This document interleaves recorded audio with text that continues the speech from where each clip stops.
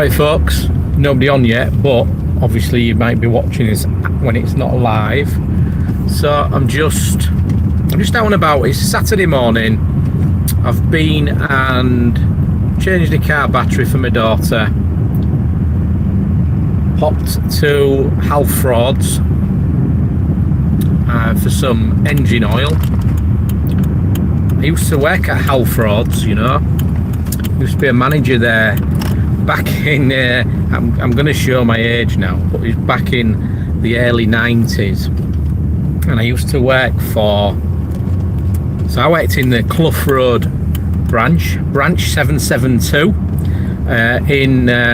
in Hull. One of the top branches in the country actually for performance, like financial performance, sales and so on. But we had this manager. It was called Bob Hooton, and it was a right little fucking shit, excuse my language, but he used to actually, it just was a bully. And it wasn't long after, it's sort of a time in my life when I was still really quiet and shy, and I don't know. Well, I feel like I was, but maybe I wasn't. Let me just put that down because it's a bit bright. Yeah, it was it was, obviously I was young. I was 19, 20 when I worked for Bob, and it was a right bully. But his dad was a colonel in the army or a major or something. And you know when you think, yeah, I bet he ruled you with an iron fist, so now you're getting your own back on the staff. And every member of staff hated him. And I remember when Graham, one of the lads who worked for me in my team, because I ran like the parts team, the parts department, Graham handed his notice in, and I asked him where he was going. He said, I'm off to Kimberley-Clark. I was like, what's that? Never heard of it. He said, oh, it's a new factory just over the Humber. And he said, oh, I'm on I think it was 14.5 grand at the time, £14,500. Now, as a manager, and I was key holder, I'd got called out when the alarms went off, all that crap.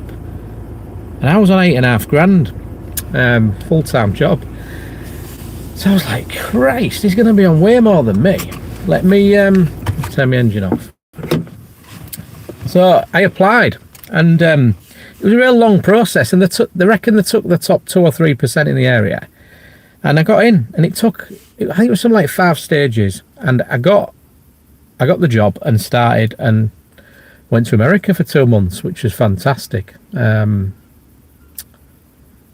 then, I can see there's a few on. Welcome. So I'll try and keep looking at the comments and answer you as they come up. So I am from a place called Hull in the UK. Cool bald boy. Do you know what? It actually don't bother me being follically challenged, because I'm in and out of the shower like nobody's business. It's so easy. No pissing about, washing my hair, conditioning it. I have conditioned it, it has been known. But you'll see, if you see, I've got some around the sides, but I shave it down because it looks stupid, doesn't it? It look like a bit of an egghead. So, yeah, call me. I get Humpty Dumpty on here, but only on here. Nobody dares say it to my face, which is quite interesting, isn't it? You always get loads of keyboard warriors on Facebook and YouTube and social media in general. So what was I talking about?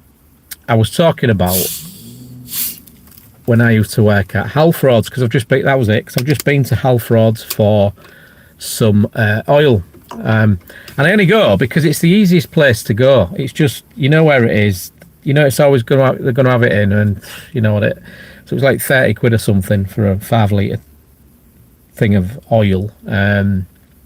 Weird, isn't it? Because I used to manage the department that I've just bought it from, but that was a long, long time ago.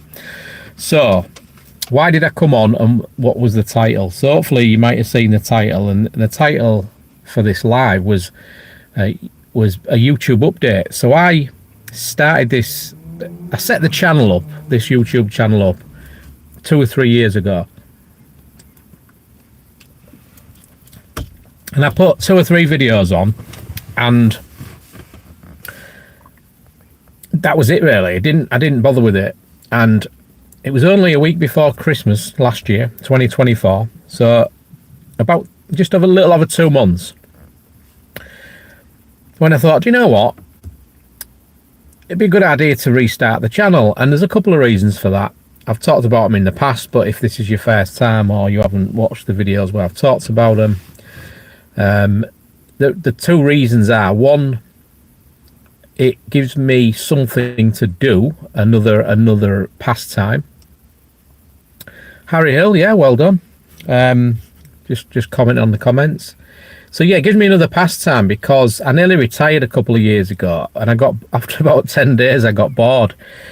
So, and I was in Spain. I mean, I went to Spain for a month and got bored, which is nuts, isn't it, really, when you think about it? But that was it. So I thought at the time, I need something to do. So back just before Christmas, I thought, actually, this would give me a good thing to do, because I've got quite a few friends who are YouTubers and do pretty well at it. So I've sort of been in and around it for a while, and I thought, yeah, you know, I can do that. Might not be great, but give me something to do. So that was the first reason, really, was just another interest. But also I thought about it, and I thought, actually, why don't I set myself a challenge on YouTube? Why don't I set myself a challenge to get monetized in 2025, so 12 months. So I went away for Christmas, came back, and I thought, yeah, that's it, right. The challenge is to get monetized, so that's 1,000 subscribers and 4,000 hours of videos watched in the last 365 days. So I think we're at about 297 subscribers now. So that's going well. That's on track to hit the 1,000 before the end of the year, if I can keep it going. And the hours will just rack up, and watch time's exponential, because obviously when you first start, you might have one video, and then that's all you're going to get people to watch. But as you've got more and more videos, you then get people watching more than one video, and so the hours build up, and I'm expecting that to increase over the next few months and just get bigger and bigger, as it has done for the first couple of months. So yeah, hi Alfie, hi Friendly Bear. 298. Are we going to make 300 on this live? That'd be amazing. I was hoping I'd get to 300 subs this weekend, so that'd be great. Just don't sub and unsub, because do you know what? I did a video a while ago. I was sat in a Starbucks, and when you first start YouTube, you become obsessive about the numbers. You're constantly looking at how many people have watched your video, your latest video. You're looking at your subs and all that. And I was sat in Starbucks in the Village Hotel in Hull, and I checked my numbers, and I thought, shit, somebody's unsubbed. And it was one person my numbers had gone down 1, and I can't remember how many hours. I was maybe at about 100 then or something, and it had gone down, and it's devastating, because you really take it to heart. And it's a funny thing, isn't it? Because it's, you know, for most people, I won't meet you guys probably ever, but you feel like you know people, so it does feel a bit personal. So yeah, one more sub to 300. Just call me Fun Bear, because it's hard to read. Okay, great. Dammy just dropped his location. Thank you, Lee. I don't know what that person means. I've just dropped my location. I'm in Hull. I'm sat by the Humber in the car. Just been to Halfrod's, as I said, for some oil. So that's where I am. If you're thinking of coming to see me, I'll have gone by the time you get here, so I'm safe. But talking of people coming to see me, hi Sarah. So the other day, I run a lettings business, and we were stood chatting in the office last week, and this gent came in and said, hi Jason, and handed me a gift. And I've got to be honest, it took me by surprise.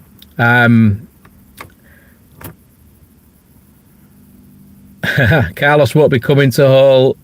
You sound like a person from York. Yeah, East Yorkshire, that's where I am. So yeah, this person walked in, handed me this box, said, I've got you this. And I went, oh, thank you. And it took me right by surprise. And I've been taking a lot of flack online this week because I got planning permission for a big development. It took me 18 months to get this planning permission and finally got it last week. And the amount of flack I've had online because everybody's posting about it. It's been on the BBC news site. It's been on the local newspaper, everywhere. So the first thing I thought when this chap walked in was, I honestly thought it was going to be a box of like dog crap or he'd laid a tear in this box. Apologies if you found this offensive, unlucky. But that's what I thought, and I was a bit worried about opening the box. Anyway, I opened the box, and I shouldn't have been worried because it was a genuine gift, and it was a gift of new home cards, so like a birthday card, but for people in the new homes, and as well letting agents. Obviously, every week, every day, we've got new tenants moving into properties that we manage, so it was a really nice gift and very, very suitable for us, and we'll make good use of that. So that was fantastic. And inside was a card addressed to me, and it just basically said, I hope you found this gift useful. I watch your YouTube channel, and no name on it. And I won't mention the name now, but I've just seen a message with the person saying it was me, and I know we've had a few comments back and forth. So again, if you watch this, thank you for coming in, thank you for the gift and taking the time out. So that was really, really good. So Funbird just woke up. I used to have an old channel, had 1,000, but I had 23 on my one now. Okay, well, it's surprising how things just speed up and add up. It's a 23M, not sure what that means. But YouTube's a funny thing, isn't it? Because I watch all sorts of stuff on YouTube, and I'd say there's an audience for everybody. So it doesn't matter what you're doing, there is somebody who's going to enjoy it. And I actually put video podcasts from YouTube on while I'm driving, turn the screen off, because I just find it good content. So I actually consume a lot of different stuff on YouTube, and sometimes you see videos which you think, how on earth have they got that many views? Way more than my stuff. I was just listening to something, Think Media, I think it was, a podcast just now, and it was on about, it's called mudlarking. So in fact, we could do it here because we've got the River Humber right in front of me here. Basically, people go along a muddy riverbank, dig up mud and see what they can find in the mud. Apologies, I'll tell you what.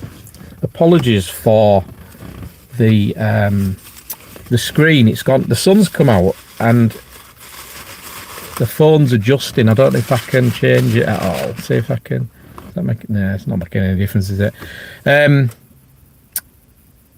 Yeah, and he said he watches these things for hours. So it's surprising, isn't it, how there's an audience for everything. So don't think like whatever you do, there won't be an audience for it. It just takes time, and it takes time for enough people to see what you do, and it takes time for YouTube to understand what type of people, what demographic of people like to watch your stuff. So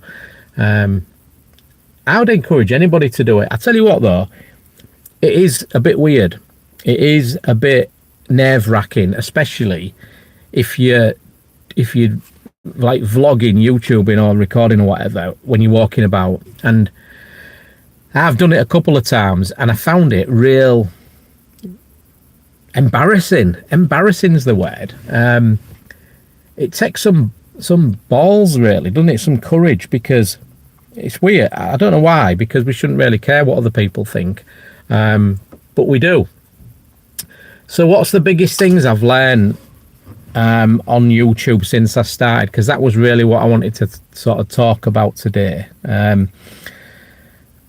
I've learned that you've got to plan stuff in, you've got to put some structure to it, and you've got to put some thought and effort into it. There are people who look like they're just doing what I'm doing right now and just rambling on, but generally I think you've got to put some effort into it, and I tend to put a day or two a week into doing the YouTube stuff. Not to say if you just record, you won't be successful, but that's what I'm finding. And then another thing I've found, which I struggled with at the beginning, and I still struggle with a little bit, is that you have to niche down. Your channel generally, and I say generally because there'll always be exceptions, but your channel generally has to be focused on one specific subject, one tight demographic. And it's hard to do that because when I started the channel, well, obviously a couple of months ago, I literally wanted to just I just wanted to talk about everything. So as an example, obviously I do the lettings business, HMO management. Then I've got I do property developments. I had a motorhome which I've just sold, so we could have talked about motorhoming. I nearly retired, so I could have talked about retirement. I'm over 50, so I could have talked about that. Having grandkids, I could have talked about that. You know what I mean? There's loads of stuff, and we're nearly retired to Spain. We're going to buy a property in Spain this year and spend more time, so we could do loads of stuff about Spain, where we are. We could do, there's loads of stuff. However, your channel, if you're going to do a channel seriously, has got to be narrow and it's got to be focused on one sort of thing. So although this live's on about it's a YouTube update live, which isn't focused, which won't help, I just wanted to do it anyway. So that's the second thing, is that the first thing I've found is you need to focus and put some thought and effort into it. The second thing is that you need to sort of niche down and have a sort of subject. Because one of the reasons for that is if somebody comes to your channel because they like a video about playing Rubik's Cube, the next time they come, if your video's about making scones or donuts or cooking steak, then they're not going to be interested if they're into Rubik's Cube, if that's the type of content they're looking for, or even potentially games, like old-fashioned games. The sun's terrible, innit? Can't see, look. So yeah, that's why. And then what happens is that person won't bother watching any more videos, and YouTube thinks then your videos are crap, so it stops showing them, and it just has a knock-on effect. So that's why you've got to, if you're not doing it just for a laugh, then you've got to do it a bit more seriously and put some thought into it and understand how things work. I'm just gonna.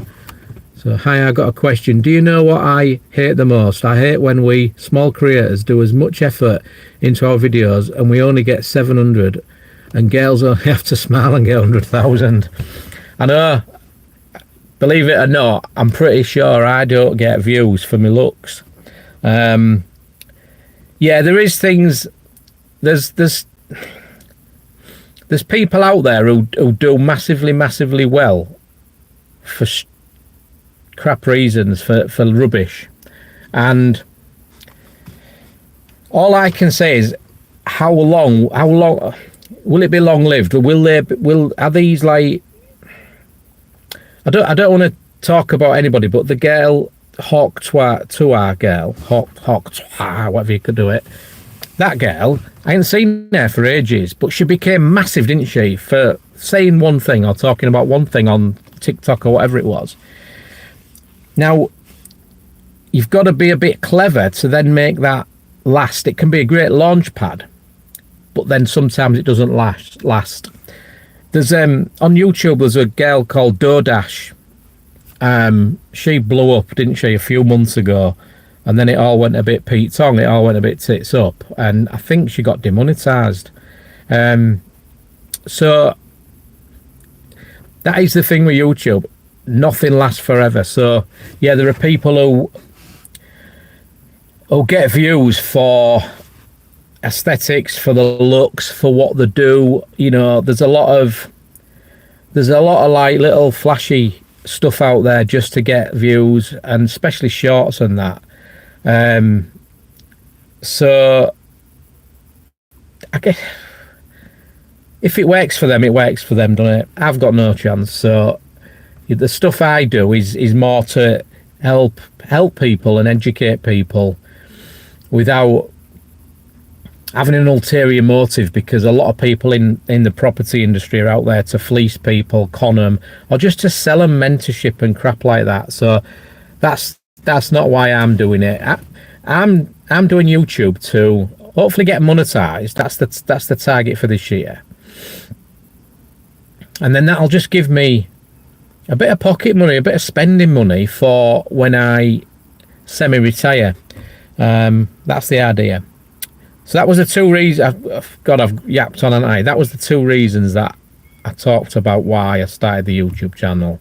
One, give me something to do. Two was to give me a bit of income, in retirement or in semi-retirement. If I could make 300, 400, 500 quid a month, pounds, dollars or whatever, then that makes life a lot more comfortable, doesn't it? It's like you can just spend 500 quid a month on anything and you're worse off than you are now. So that's the amazing thing about YouTube, but you've got to keep doing it. Interestingly, I've done some videos recently about, which are like reviews on property trainers and on some changes to the law in the UK for landlords, for people, real estate owners and so on. And they've done really well.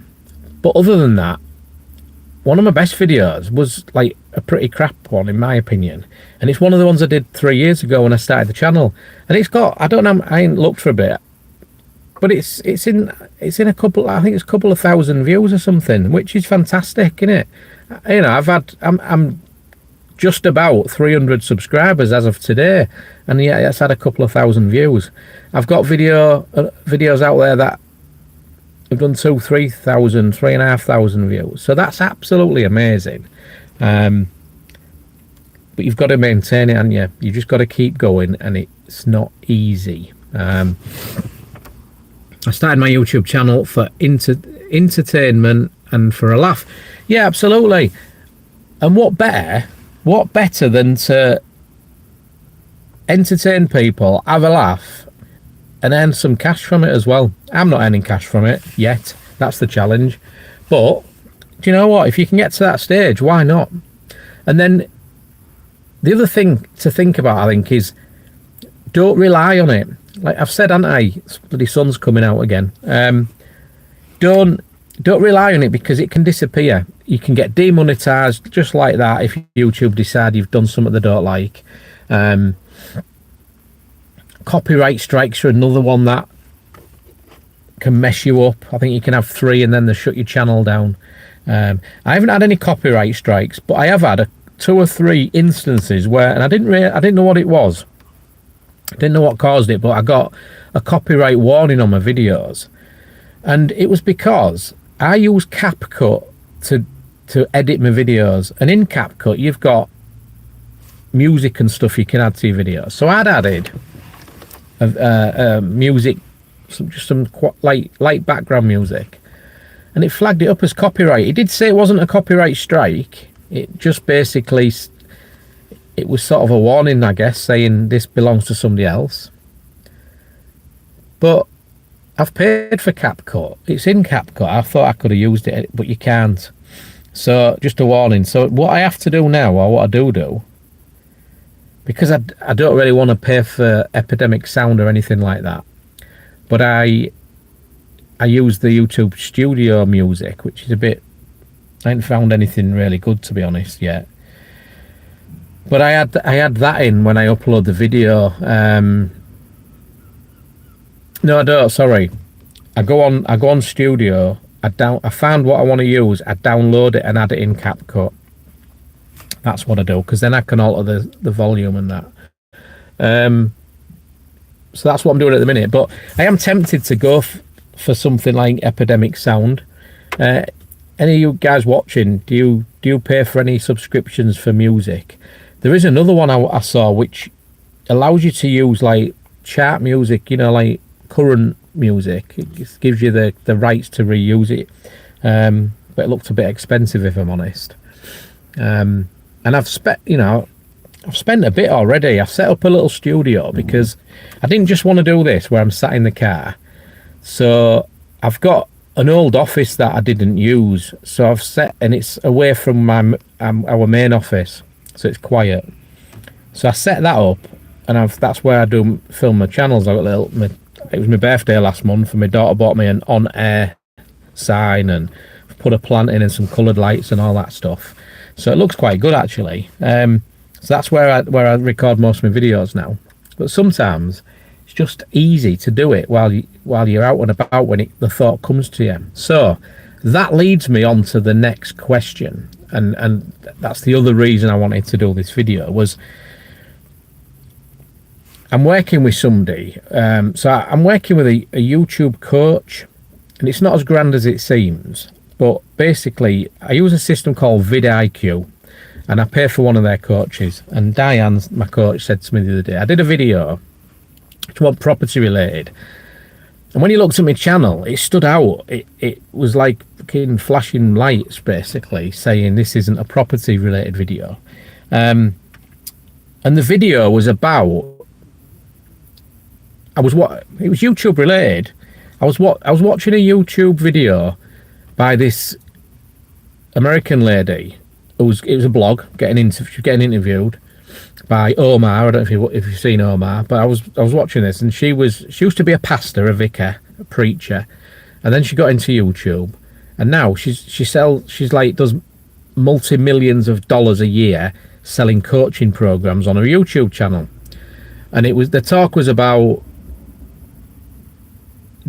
so you used to help people as a preacher, as a pastor, but is there not a conflict because you're now charging people for help? So she basically said something like, well, when I was considering doing this, God spoke to me and said, your new work is your preaching, or something like that. And it got me thinking. So I did this little video about when people say that God told them or they've heard from God, because I'm not religious, and I don't have an issue with anybody being religious at all, but I just wanted to try and understand, when they say that, do they hear something? Do they have a dream while they're asleep and take it as a sign, or is it a feeling, or what is it? So that was the video anyway. So clearly now to do with it was to do with YouTube, but it was now to do with property. So she sort of said, that shouldn't be on there. You need to have a second channel with your other stuff on, or not. So if it's not property related, it needs to be on another channel. So she suggested starting a second channel, and I was thinking this morning, well, I've just started this one really. So do I start a second one for all the other fluff, all the other stuff I was going to talk about? So I used to do this a lot on Facebook, van chat I used to call it. Then it became prop chat because I got rid of my van. And it's just a natter, and I still do it now sometimes. And I've done a couple on Facebook, but I haven't put them on YouTube because of this reason, where it is property stuff. So she's saying I need to keep it separate. So what do you think? So I see Fun Bear is still on there. You live in the UK, nice one. I'll answer your question in a second. So yeah, do you use God, I feel like I've got a mask on. Would you do a second channel? Because I'll be honest, what I thought this morning, I was driving to Halfrods, was, I call it Halfrods because the prices are mental. That's why. And we used to call it that years ago. Anyway, if I did a second channel, I could put all the other stuff on it and not tell anybody, because certainly people locally and a lot of people who know me on social. All right, okay, I'm back on. Sorry if you lost me there. It just came up and said unable to connect. Right, I'll just do a quick recap in case it lost it. Yeah, a lot of people know about my property channel, this channel, because I talk about it at networking events I go to when I tell people. But if I did the second channel, I thought it'd be interesting to see what happened to that if I didn't tell anybody about it. So I literally could tell nobody, not even the missus, and see if it does any good, because there's a lot of channels out there right now where there's just old guys like me talking about the life and just rambling on, and they do really well. So I thought, should I try that, see how it goes? And then if that does better than the property stuff, then, well, I make a decision then, don't I, whether I scrap the property channel and I just do the chit chat channel. That's what I was going to call it. I was going to call it Chit Chat with Jace. So what do I do? If you're watching this, comment below what you think I should do. Should I set up a separate secret channel? If I set up a second channel, then the other thing is, so I used to do Facebook van chat things, like I said, like this, where I'd be on my way to work in the morning, I'd just put stuff on. Do I put them on the other channel and then put them on YouTube, so people do actually go to that channel, and not mention YouTube? I don't know. I don't want to create another, like, more pressure on myself to create content, because obviously, like I said, I do put a bit of thought into the property channel.